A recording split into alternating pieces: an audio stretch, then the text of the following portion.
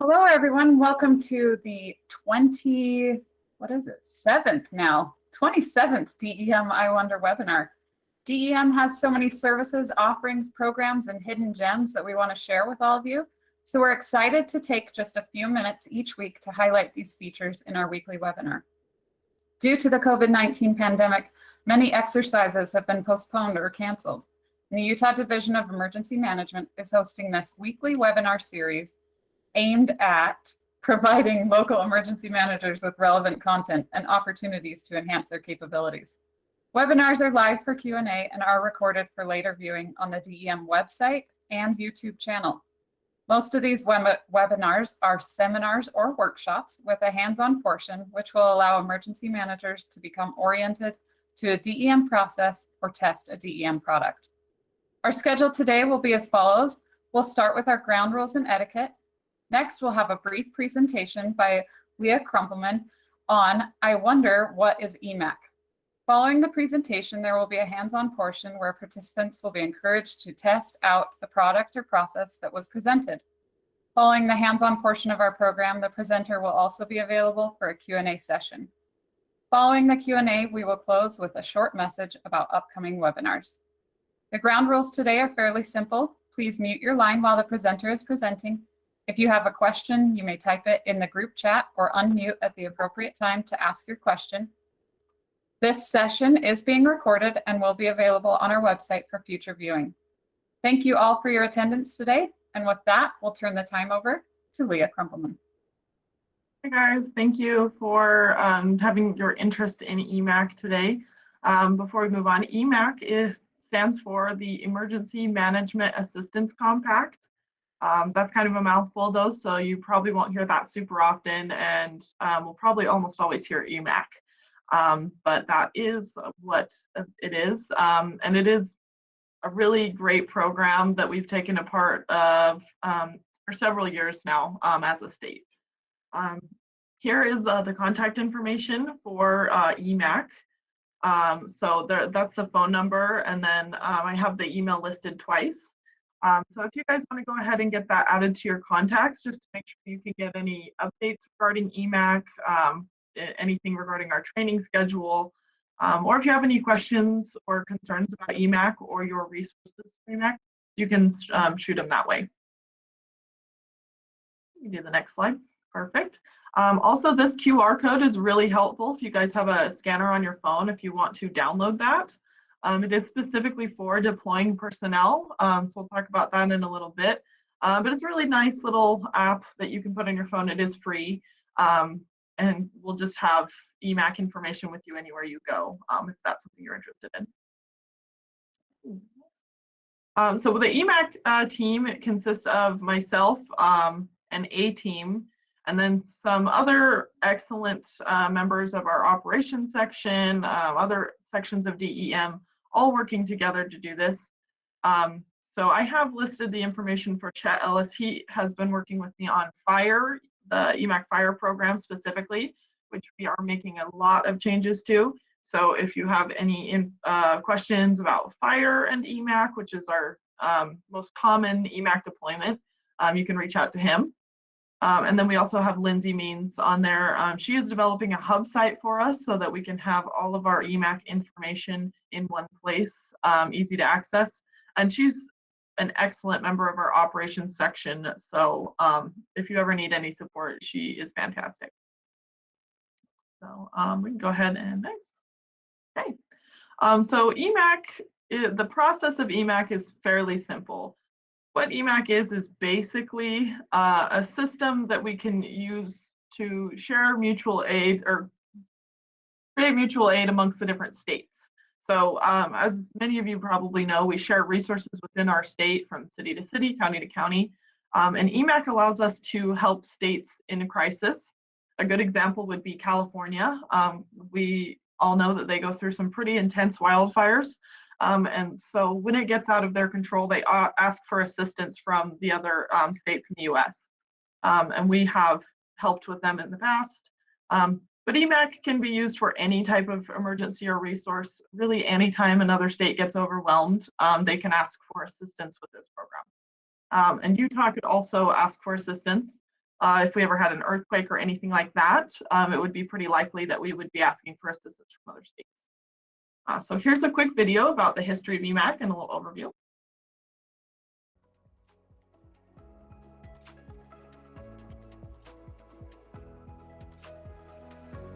The Emergency Management Assistance Compact is a national mutual aid agreement that provides a straightforward system to share resources across state lines during emergencies and disasters. EMAC was created in 1993 and ratified by Congress in 1996. And to date, all 50 states, the District of Columbia, Puerto Rico, the U.S. Virgin Islands, Guam, and the Northern Mariana have joined. EMAC makes sure that states can simply and legally assist one another during a governor-declared emergency by addressing liability, workers' compensation, reimbursement, and licensure in advance.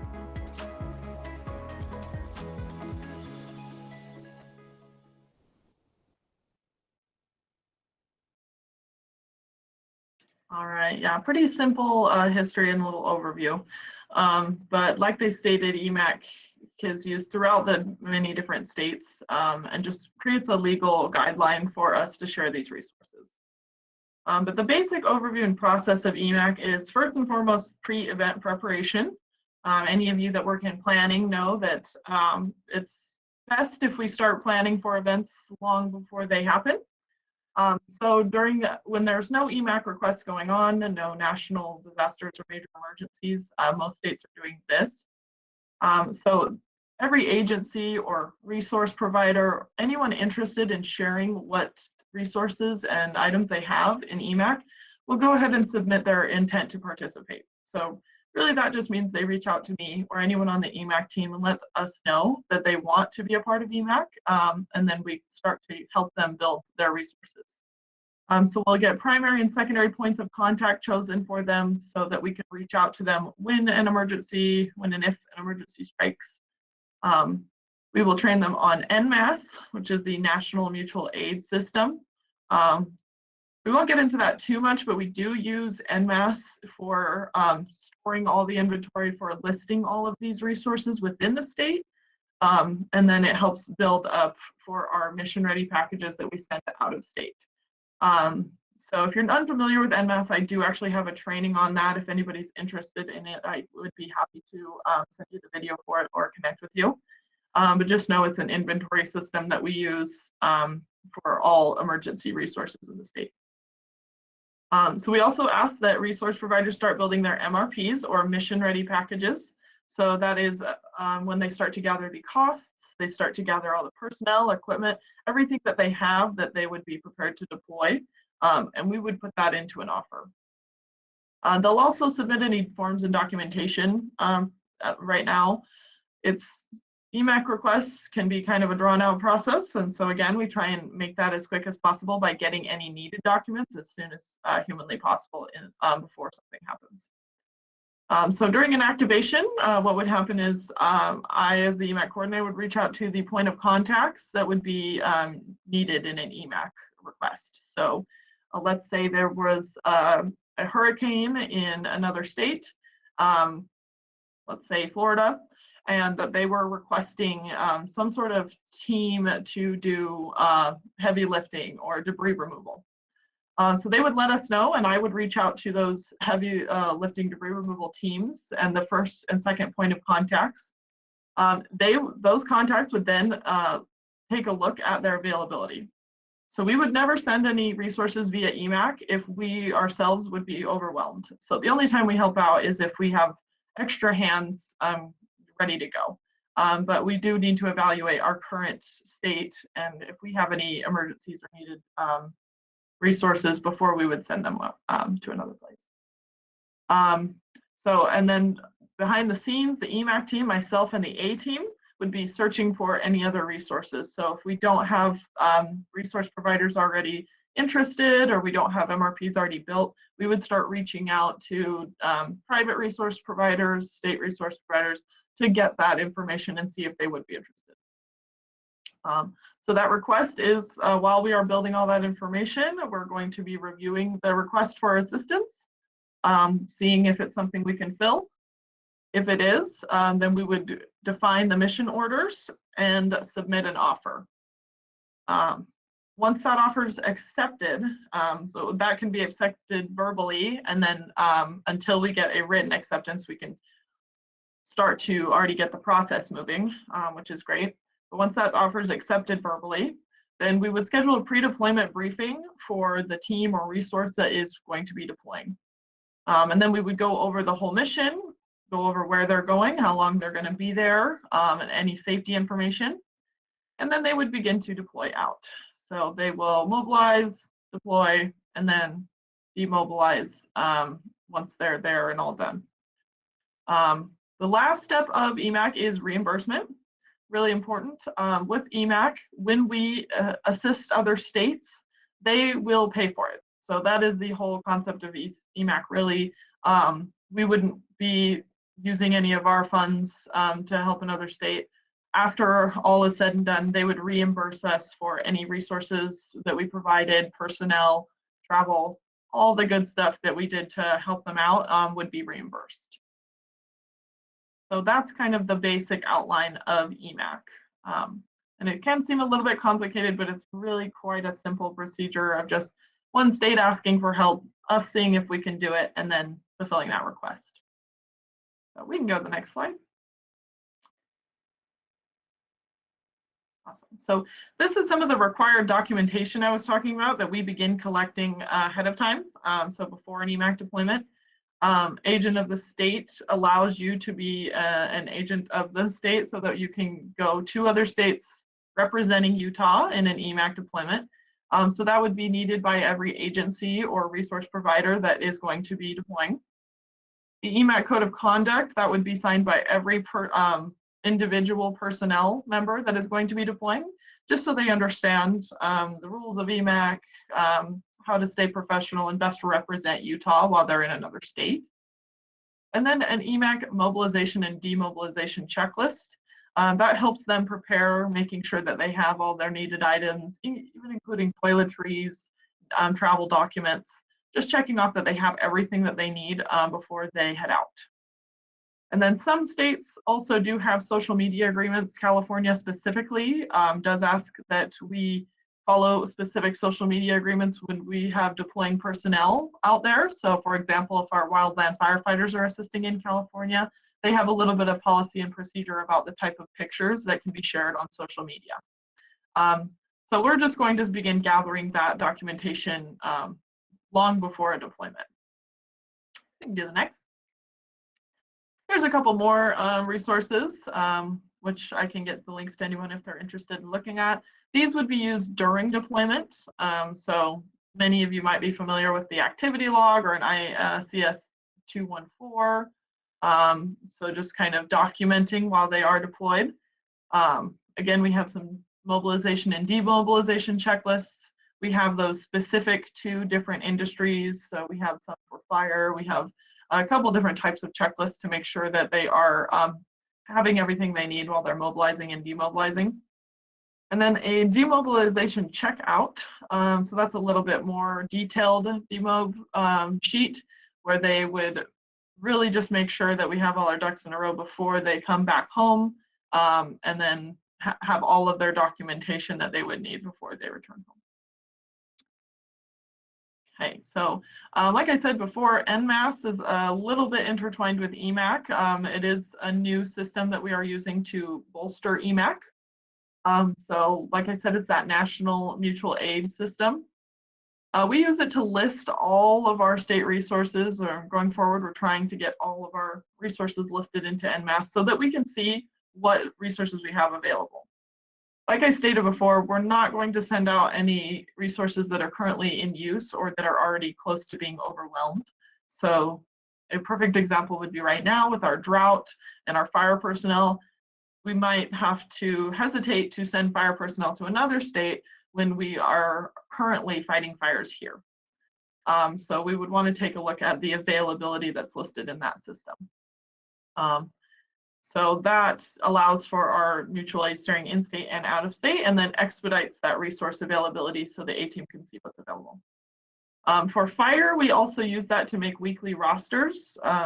So those fire rosters every single week.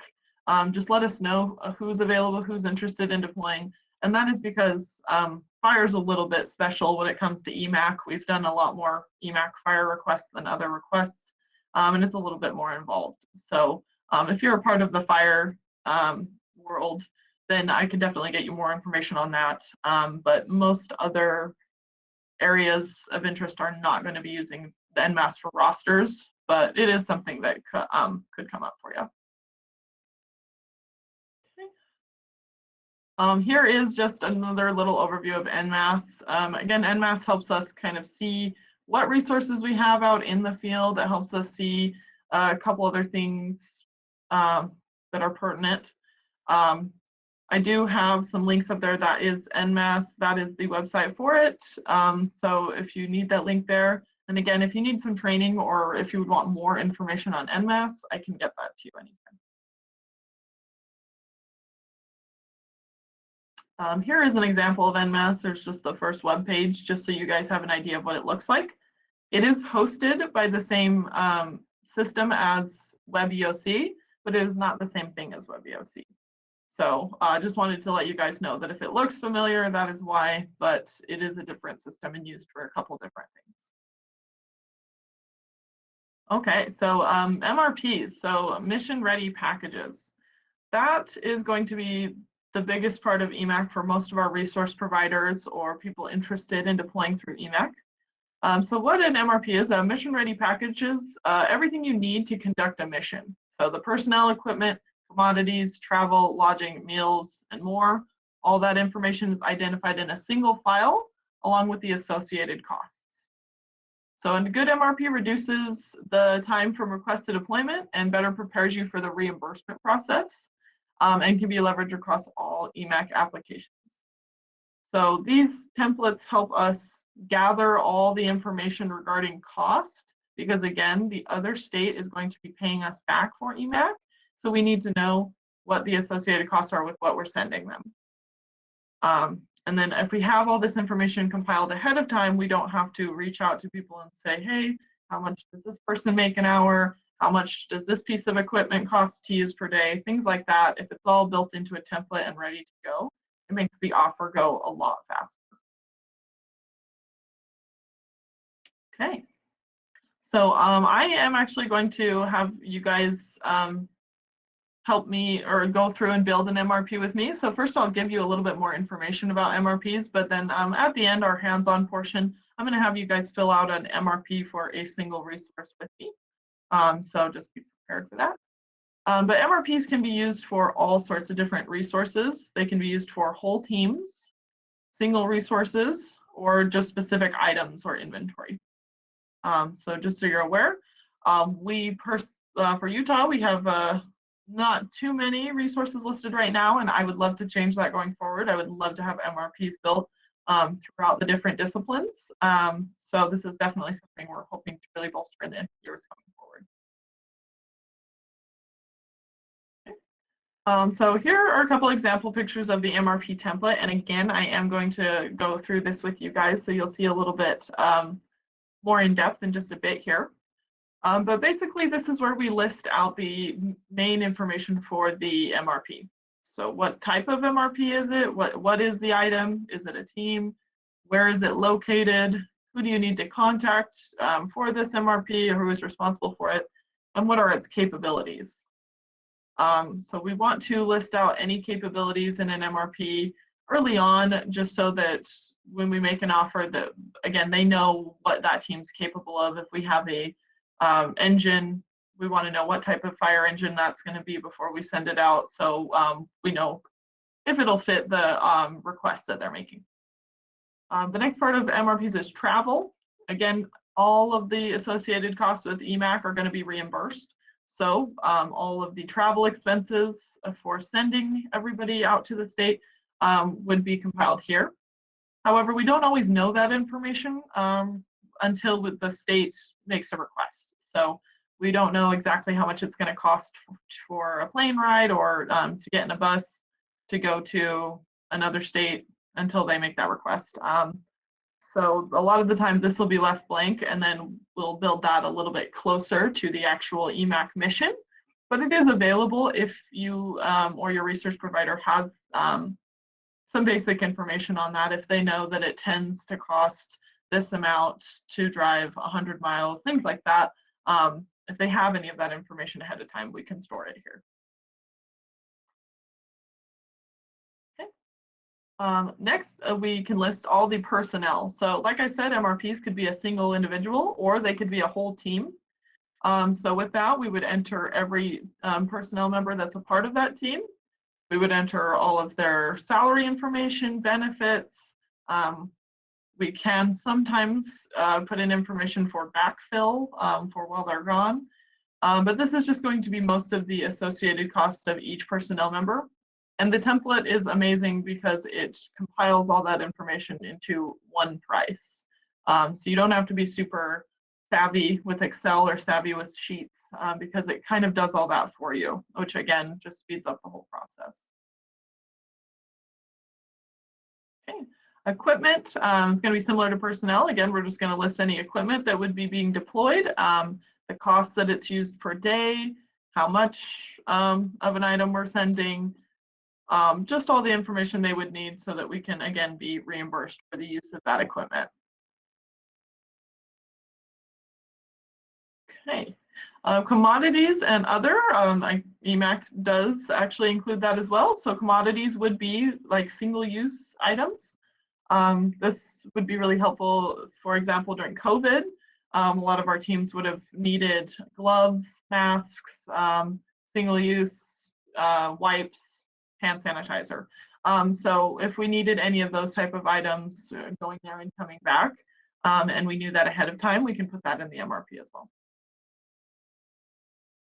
Okay, so we're going to go ahead and start building an MRP together.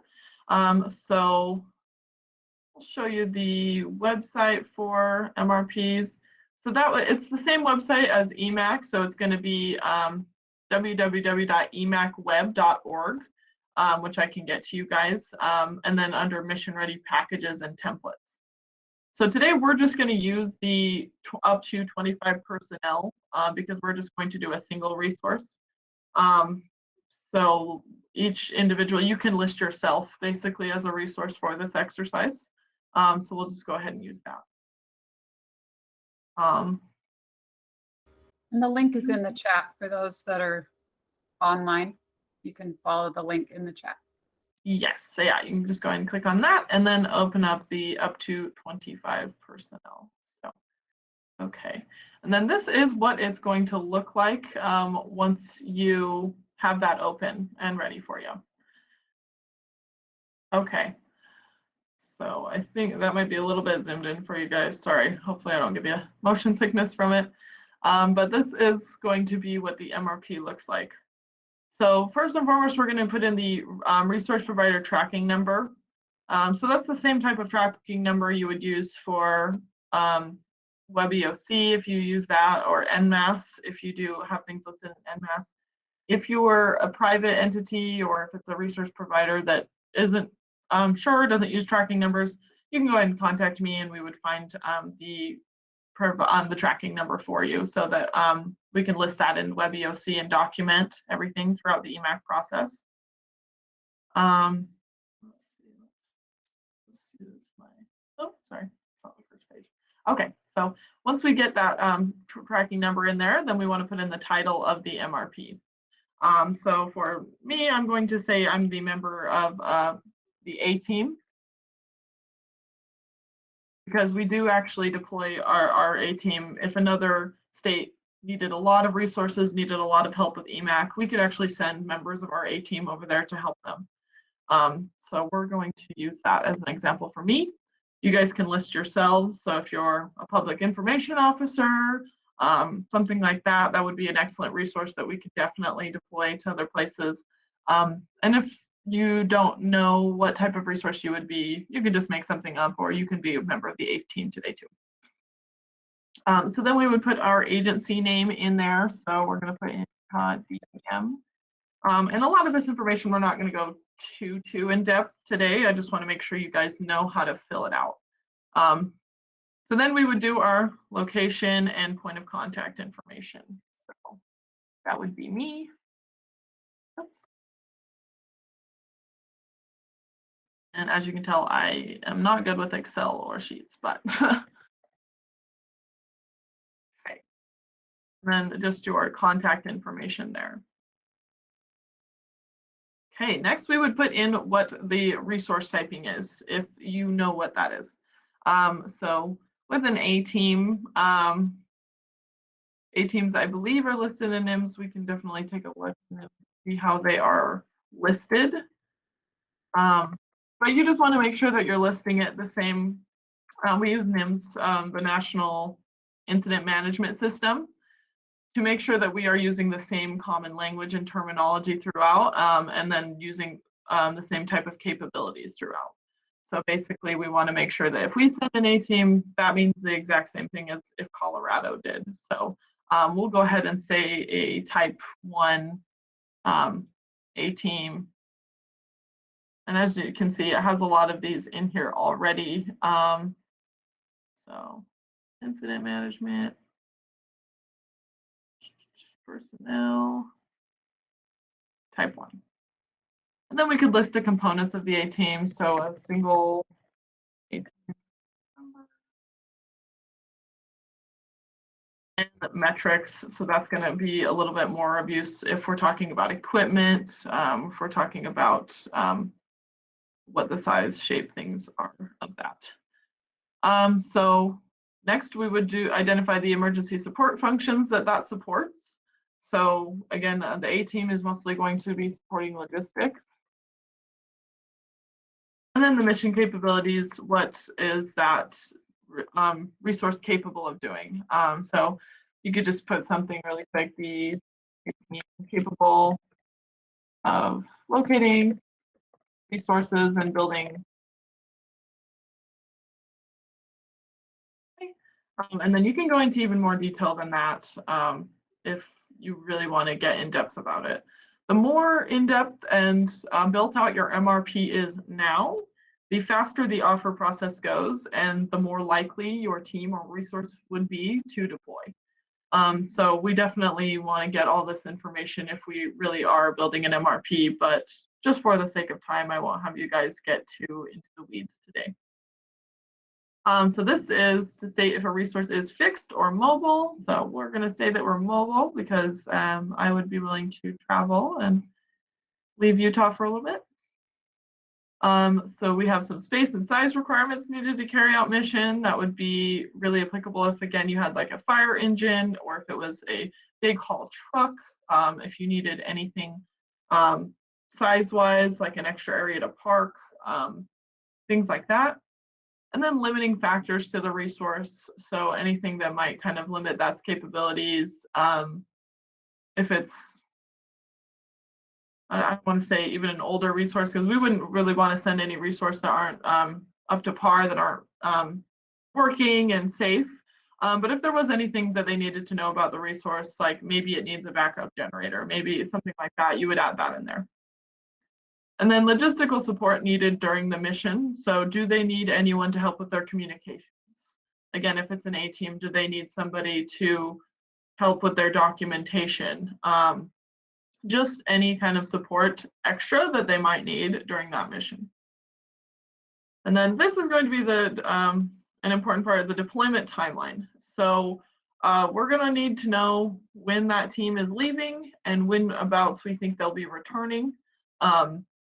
That could be, usually it's around 14 days for an EMAC deployment. However, it could be extended.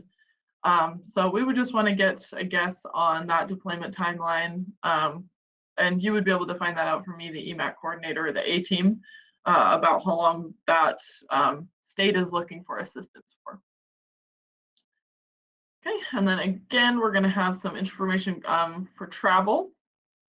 So any information that you plug into here for travel down here on the bottom tabs, all gets compiled together to do the total costs on this main page of the MRP, which I think is really nice to just kind of get the big picture on this page.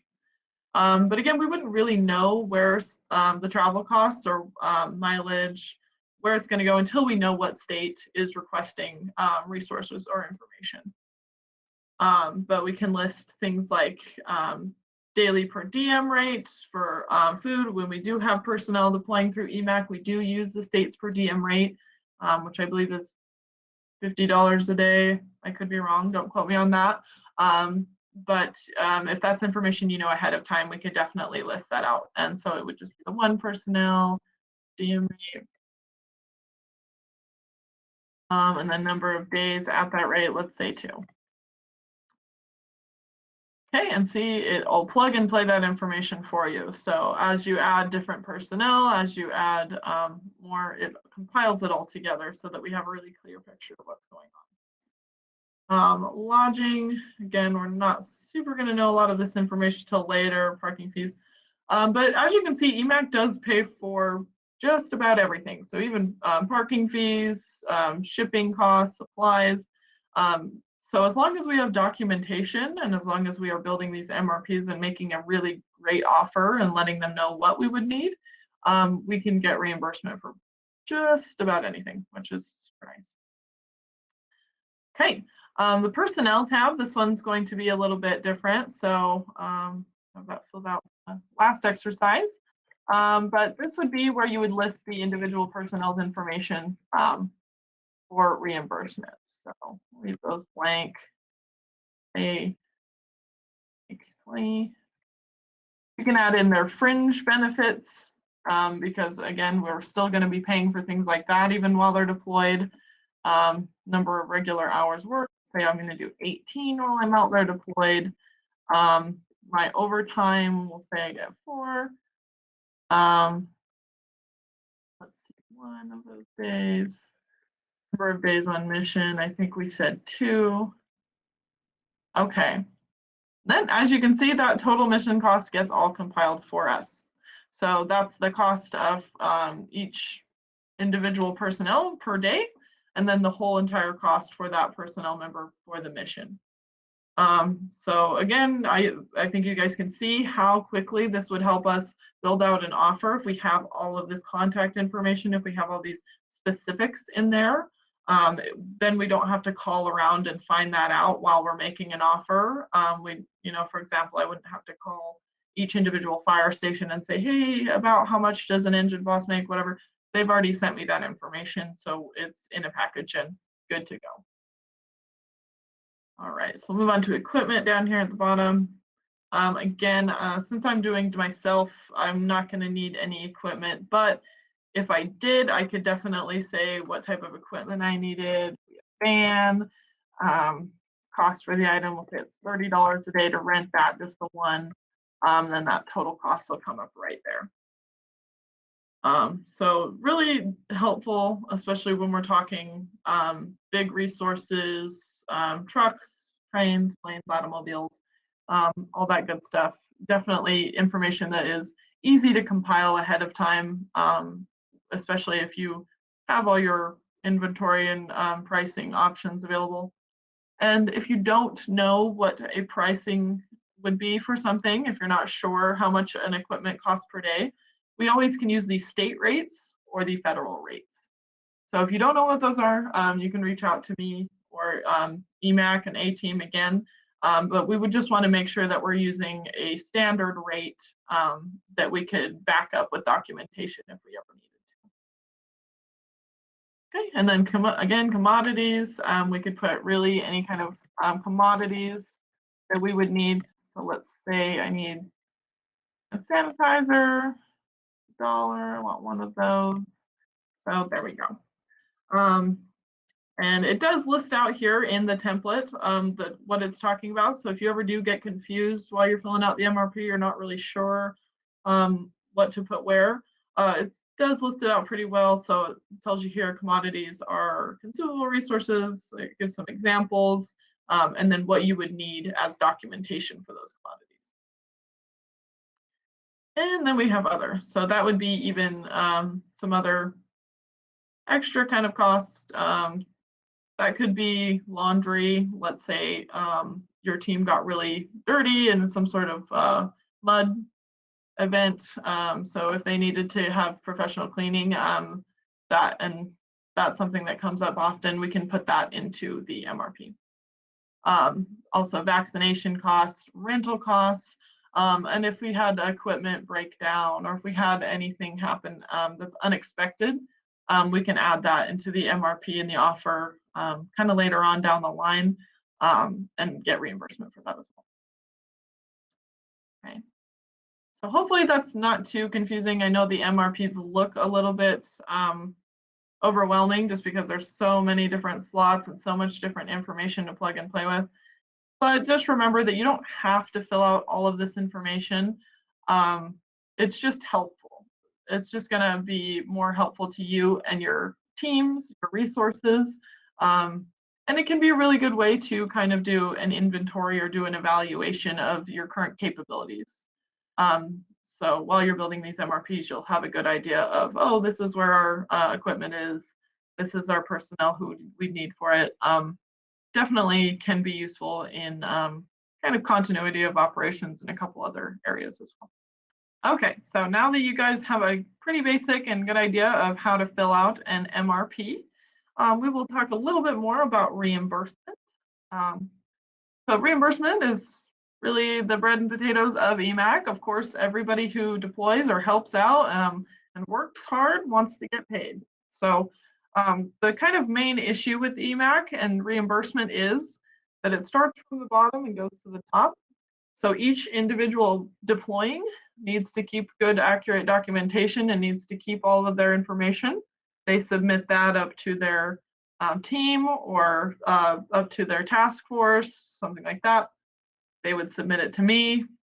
I would submit it to the state that requested the assistance. They would review it, and then they would send that money back down the line. So if we have any kind of gaps, or if we have anybody who's lagging behind on getting reimbursement information together, it can hold up the whole EMAC process and make it take quite a bit longer for you to get paid. So just something to note, that it is a really important aspect of EMAC to do really good documentation, as it is always in the emergency management world. But as you can see here, most costs are going to be covered and eligible for reimbursement through EMAC. So commodities, travel expenses, personnel costs, meals, equipment.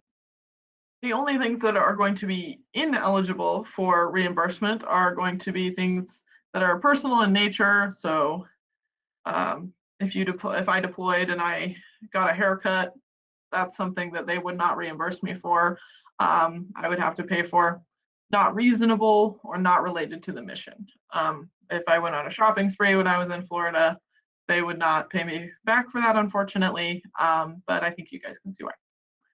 And then other things that are outside of the code of conduct, so alcohol, self-deployed resources. So if you were not deployed via EMAC, if you chose to deploy on your own, if I decided to pick up and go to Florida and start helping out and being a part of the A team, but nobody had asked me to do that, then I would not get reimbursed for it. So, and then backfill is typically not eligible for reimbursement for most of the disciplines that use EMAC.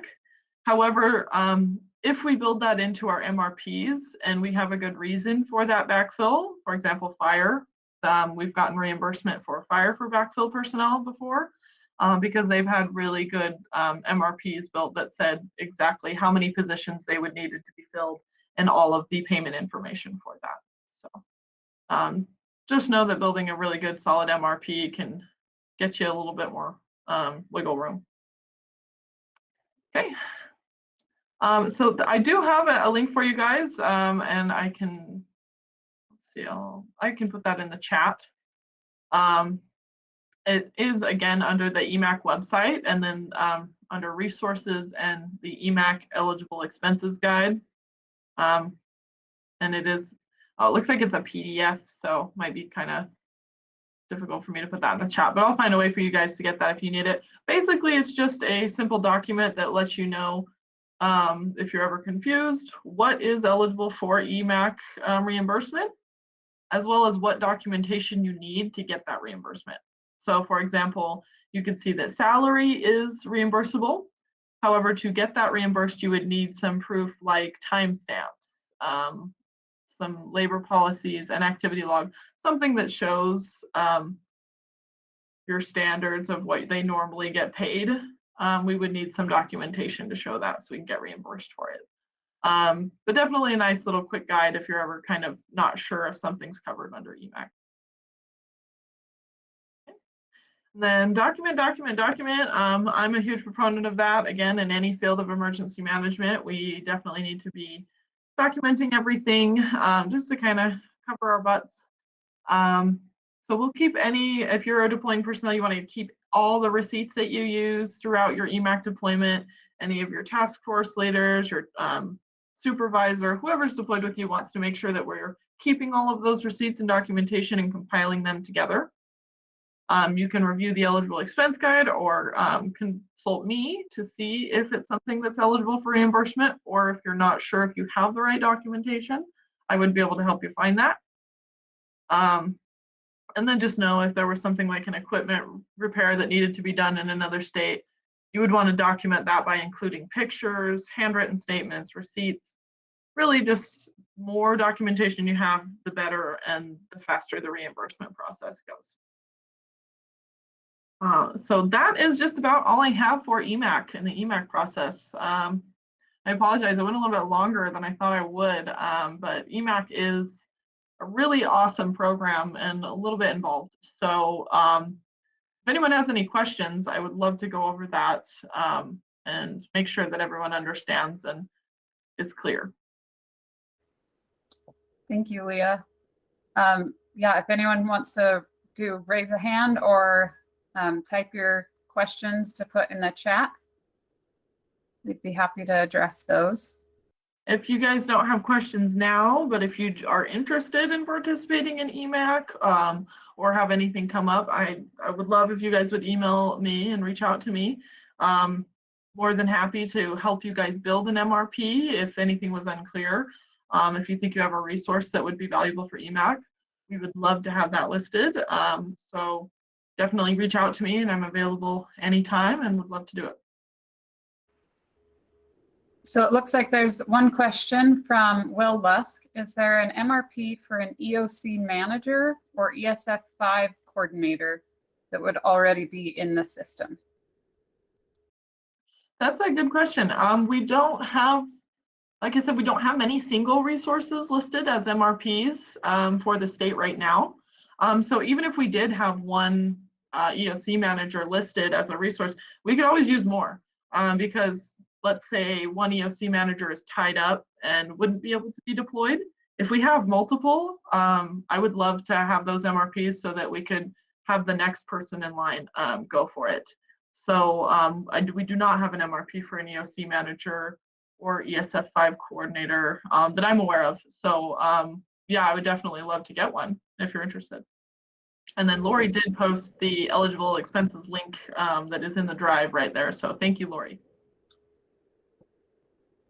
Thanks, Leah. I do have a question also.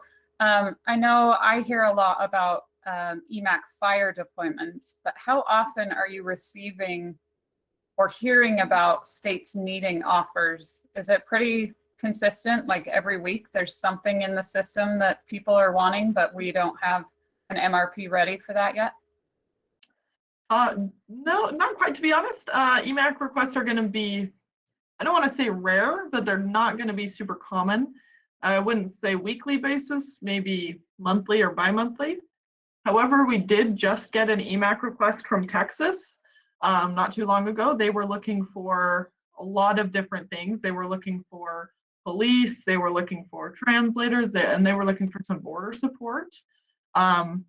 We, as a state, decided to not fulfill that request at this time because we, again, are a little bit too busy. We have our hands a little bit too tied up to offer assistance right now. But yeah, there's all sorts of different kinds of EMAC requests that come in for aerial teams. So we have an epidemic team listed as an MRP that we could send out. And I don't know that we got any requests for that during COVID, but definitely something available. There's earthquake assessment teams that we have that we would probably deploy to other states just because we have some great seismologists and earthquake experts here. But yeah, to be honest, they're not super common. Fire is going to be the most common one. But if another state went through a disaster big enough to ask for help, we definitely want to be ready and able to give them. Great. And once we've finished an MRP, do we just send those directly to you? Yes, yeah. I compile them all and I have a system that they're all listed and inventoried in. And I can hold on to that. And then if anything comes up, any updates or changes are needed, let's say maybe the personnel changes around, you can always reach out to me and I could just update that for you. So we want to make it as easy as possible for you guys to give us those resources to be listed. All right, thank you.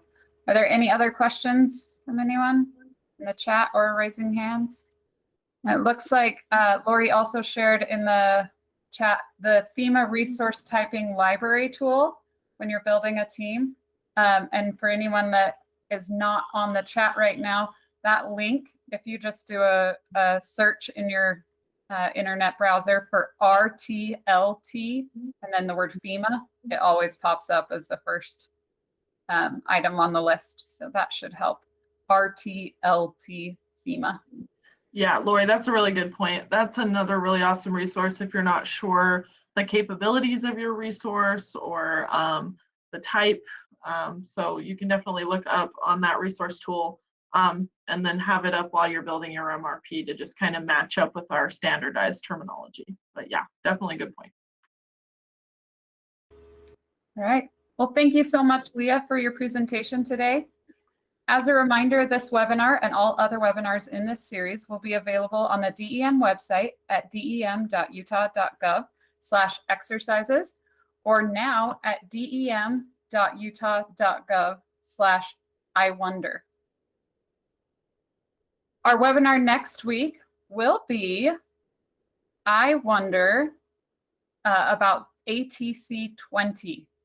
And that's a great follow-up after Leah's comment about our earthquake damage assessment teams. So ATC 20 next week, presented by Bob Carey. If you have any I Wonder topic suggestions, please reach out to tbodley@utah.gov to have your topic added to our calendar. We're always excited to help you explore and get to know all that DEM can offer the emergency management community. And until next time, keep wondering.